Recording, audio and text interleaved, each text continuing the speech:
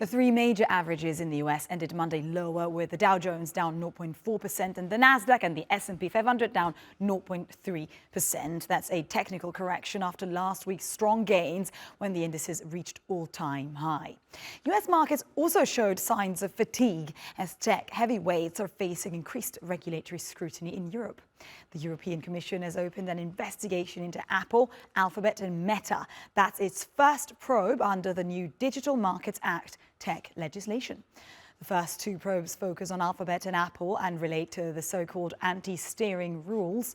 Under the DMA, tech firms are not allowed to block businesses from telling their users about cheaper options for their products or about subscriptions outside of an app store. Apple has already been fined $1.95 billion. Now, let's try and understand a bit more about what's going on with Mike Ingram, and he is in Independent Market Strategies, and he joins us now live from London. Great to have you with us on the programme.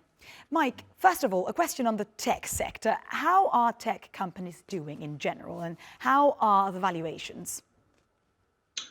Well, in contrast to 2023, where the charge in the S&P 500 was very much down to the great performance across the Magnificent Seven, thus far this year it's actually been quite a mixed bag. If you look at some of the top tech stocks, whereas you had Nvidia, Meta do very, very well this year, you've had other players such as Apple and Alphabet struggle. And then, Microsoft and Amazon, somewhere in between. So it has been a bit of a mixed bag. And if you look at how institutional investors are thinking about the sector at the moment, it's quite interesting because, the most recent survey suggests that they're very skeptical about the tech sector overall. It's a big underweight for a lot of their portfolios. And they're generally skeptical about the US market. They'd rather rotate into other markets, such as emerging markets, where they feel there's probably a little bit more value. Interesting. And now let's get to the regulatory problems, right? Because it really looks as if the Pandora's box has been opened now under the new Digital Markets Act. Can you tell us a bit more about what's going on and why?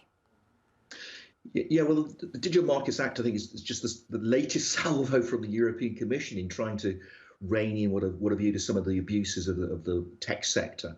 This has been going on for a number of years. There have been a number of court cases against, various players, Apple, Amazon, and so forth.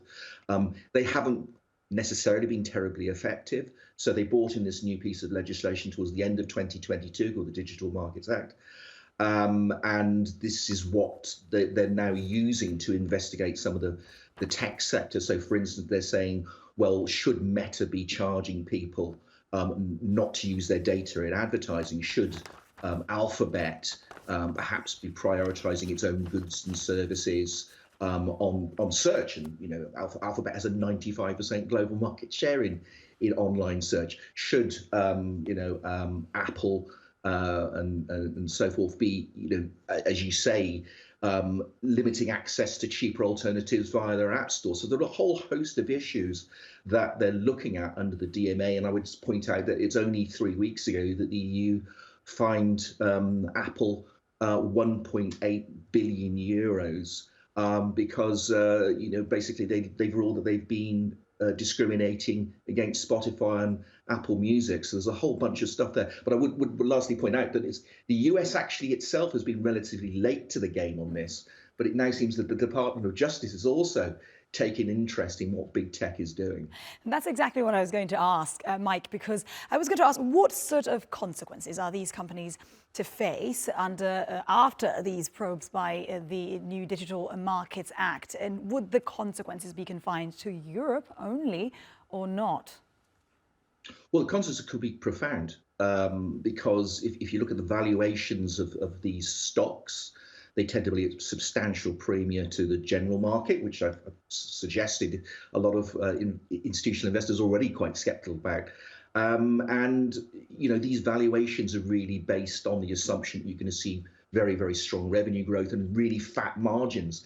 And what the regulators are looking at, they're saying, well, hang on, these fat margins and high revenue growth is to some extent the product of anti-competitive behavior in these companies, and that's why we're looking at these antitrust movements, right now. So it could be quite profound, and I think there's growing evidence that it's not just a European phenomenon. As I say, the Department of Justice, I mean, it's an election year in the US, and it's viewed as a vote winner. I mean, it's actually one of the few things that you get both parties in the US Congress to agree on, is that big tech is probably too big in many ways, and it needs to be tackled.